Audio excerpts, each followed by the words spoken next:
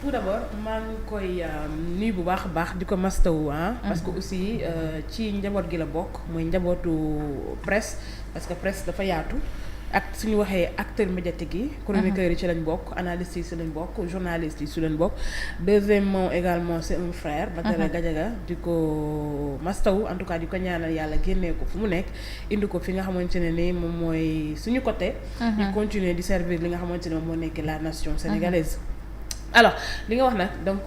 c'est important donc muy problème de justice bi nga xamante ni moom nii depuis 1960 moom la sénégalais yi doon jooy ba 2024 ñu ne dañu bëgg en tout cas ñu couper li nga xamante moo nekk le cordon ombilical donc pour que nit ñi ñu mën a souffler mais également justice mën a am indépendance bokkoon na en tout cas ci programme politique wala engagement yi nga xamante ni tey nguur gi toog fi jëloon na ko bu baax a baax donc nit ñi aussi ñu gisoon ko ni c'était des réalités yoo xamante moom lañu nekkoon di dund alors problème bi posé wu trop souvent moom mooy que ni le parquet souvent nit ñi le parquet en tout cas moom mooy rejeter liberté yi nga xamante ne ni dañu koy may nit ñi entre autres mais il faut que sénégalais yi ñu comprendre tout d'abord au fait le parquet xam nga le parquet c'est le ministère public ñoom ils sont sous l'autorité du ministère de la justice également le parquet mission moom mooy que ni dafa war a défendre l'intérêt général il doit défendre l'État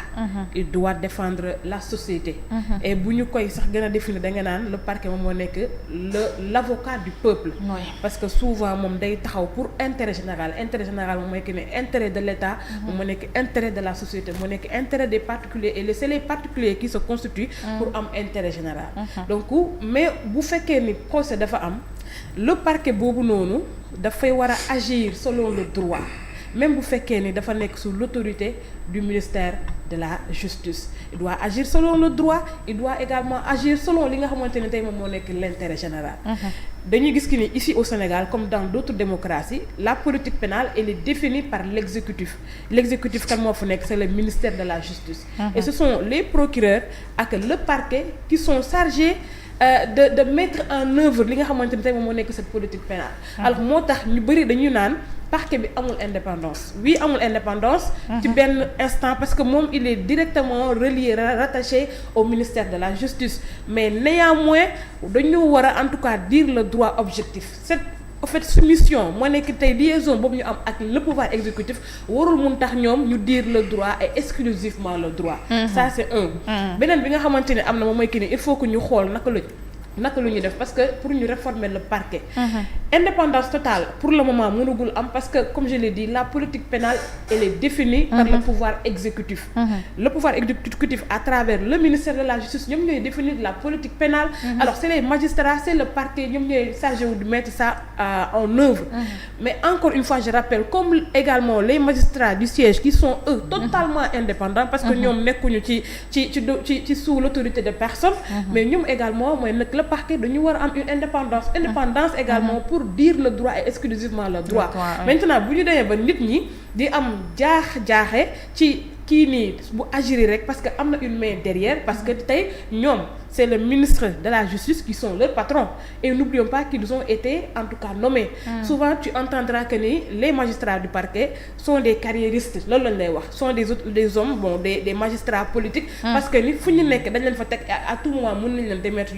yóbbu leen feneen maintenant nag pour man c'est pas à eux mais c'est à la justice c'est à l'État de faire des efforts pour que sénégalais yi ñu mën a retrouver waat cette confiance bi nga xamante ne moom la ñu perdre avec la justice en France en 2013 il y a eu des réformes judiciaires parce que comme je l'ai dit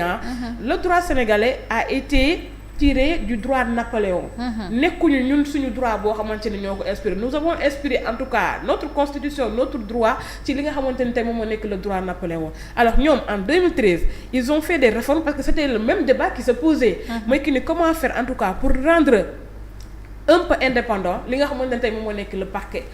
jusque là où je parle en France donc le ministère de la justice amatul ay prérogatives pour jox en tout cas ay instructions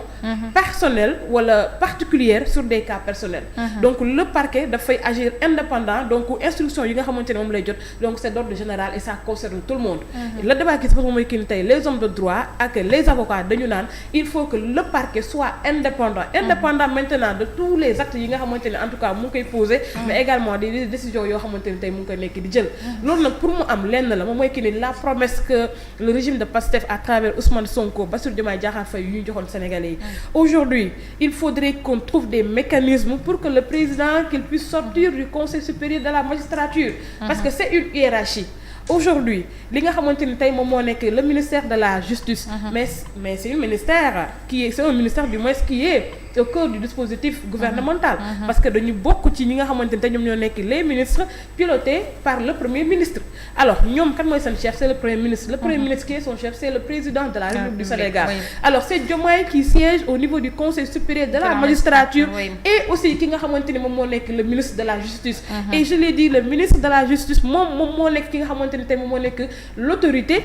ci parquet bi. Alors il y a une chaîne. Donc loolu bu amee rek souvent il y a de ces cas bu teguwee ci li nga xamante ni tey moom moo nekk l'espace public. Nit ñi am nañu légitimité, am nañu droit également pour interroger wax que ni est-ce que c'est pas en tout cas le pouvoir exécutif à travers le président wala ki nga xamante ni moom moo nekk tey le premier ministre qui est derrière en tout cas ces arrestations wala ces refus de liberté provisoire. Moo tax tey Thierno l'a si bien dit Bassirou Diomaye Diakhar Faye bu mu ñëwee acte bu mu njëkk a posé moom mooy que ni dafa dem def assise de la justice. Maintenant on peut s'interroger sur la forme parce que assise avec qui? Il l'a si bien dit, il a nommé une personne, quelqu'un comme Bara Ndiaye. Certes, c'était un citoyen, mais qu'est-ce qu'il faisait là-bas? Il y a d'autres personnes, mën nga interroger sur seen identité, seen profil. Nekkuñ fi de xeebaate mais l'homme qu'il faut à la place qu'il faut. Tey bu ñu wax ci justice bi, mais c'est les acteurs de la justice et ces gens-là qui sont en tout cas qui peuvent manier li nga xamante ni moom moo nekk le droit. Et quels sont les gens qui sont en tout cas dans le contexte ñoom ñoo waroon dem toog mais dañ ko defoon ndaje boo xamante ni man sama gis-gis ndaje folklore la woon. Alors nañ ci étape boobu noonu def nañu ay recommandations su ma juumul ci 33 la tolloon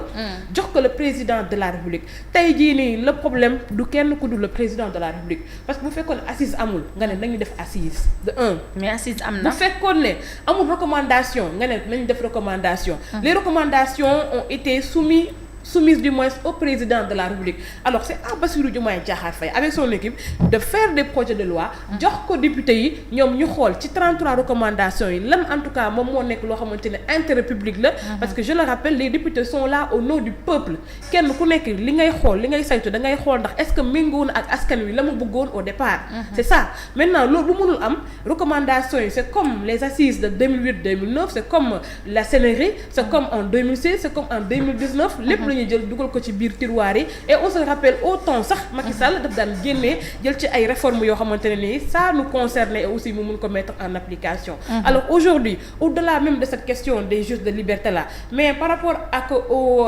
dépôt au mandat de longue détention là mais ça a été une question discutée par rapport ak sénégalais yi ni ñu defee arrestation yi mais Thierno xool naa la xooloo ma neexoo ma ñu dem ci procureur rek ñu leen rapp ci kaso gi mais c'est une chose qu'on doit revoir aujourd'hui par rapport ak un principe de droit fondamental la charge de la preuve tey ñu ngi koy nekk di wax comment est-ce que nañ mën a jël benn nit dugal la ci kaso gi ña la yow maa la accusé yow yaay dem indi preuve pour nga mën a layal sa bopp c'est des choses yoo xamante ne nii pour man il faudrait qu'on les revoie et il faut que le président qu'il sorte ses recommandations yooyu mu dugal ci tiroiram yóbbu ko assemblée nationale ñu saytu ko def ko ay projet de loi bu ko defee ñu mën a ñongal li nga xamante moo nekk justice bi aujourd'hui on ne pourra pas du tout pointer du doigt directement au procureur de la République wala parce que ñoom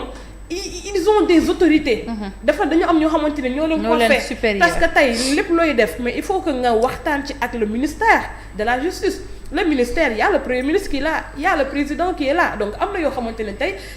bon mënoo ko jékki-jékki rek nga jël ko il faut des réformes et ces réformes là c'est les acteurs politiques qui doivent les faire. Maintenant par rapport ak le cas de Badara Gadiaga nga wax dëgg la de à chaque fois on attend toujours la hiérarchie. non mais c'est ça au fait moo tax parfois Sénégalais yi bu ñu comprendre gis nga le cas de Adji Sarr c'était comme ça il y avait le parquet qui s'était en tout cas levé pour la protéger. Tout le monde était là pour dire que ni Macky Sall justice Macky Sall la parce que gis nga mu ngi nii nag lan lay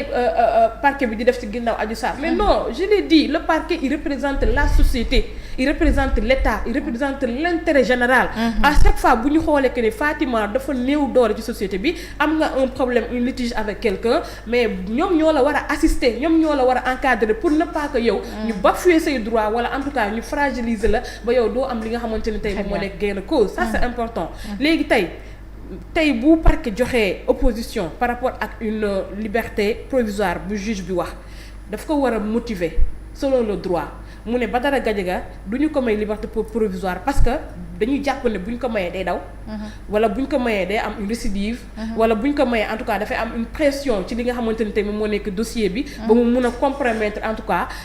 preuve yi nga xamante ne am nañ ko wala tey bu génnee en tout cas mun nañu en tout cas compromettre li nga xamante ne tey moom moo nekk l'enquête à cours. et tey ci situation yooyu noonu yëpp mais Badara Gadiaga c'est l'homme qui dit tout le temps qu'il n'y a pas d'alternative à la justice. C'est pas lui qui sortira en tout cas pour fuir. ci li ma jàpp. non am na assignance bu ñu ko war a def bu muy war a def je pense dafa war dem di présenter wu di signer. effectivement c'est ça le contrôle judiciaire en fait contrôle bi loolu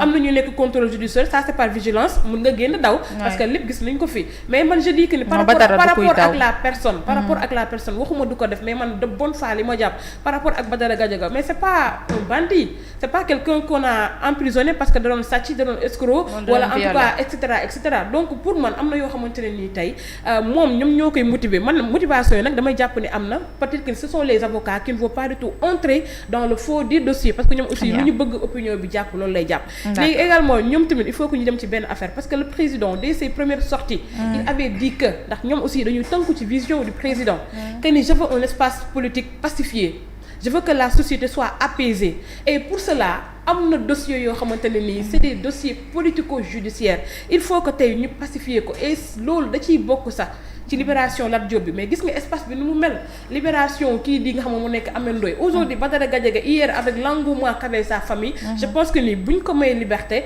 il pourra rester là continuer ses activités aussi di dem di def un contrôle ñu continuer saytu li nga xamante ne moo nekk dossier bi mën a jéem a en tout cas boole Sénégalais waaye réconcilier les Sénégalais avec la justice parce que jusque là boo waxee dañu naan la justice Sonko la justice également ki nga xamante ne moo nekk Bassirou Diomaye Diakhar Faye la et on pourra le comprendre parce que c'est le premier ministre qui a fait des dérives pour dire que ni y a pas d'autorité de justice mais autorité politique moo am su ma ne jàppal ma Déthié Fall da nga ko war a jàpp et cetera ça c'est des dérives communicationnelles que lui-même en tout cas s'il est conscient de la réalité dina xamante ni lii nii waruma ko wax en tout cas mu doon yoo xamante ni daal comme man li ma wax rek donc ci ndoddu le président de la République la nekk s'il veut vraiment que ni tey justice bi ñu indiwaat confiance bi avec le peuple réformer lii nii yëpp il n'a qu'à prendre ses responsabilités bu ko defee ñu mën a avancer et puis ñu comme li Thierno wax sànq ñu boole ci réforme yi que mu bañ a nekk poste politique. waaw mais buñ la falee rek. ça veut dire que ne poste politique la non mais mën na bañ a nekk poste politique. Je sais pas comment on peut faire mais mën na bañ a nekk poste politique parce que quand le premier ministre dit que am na ay postes yoo xamante ni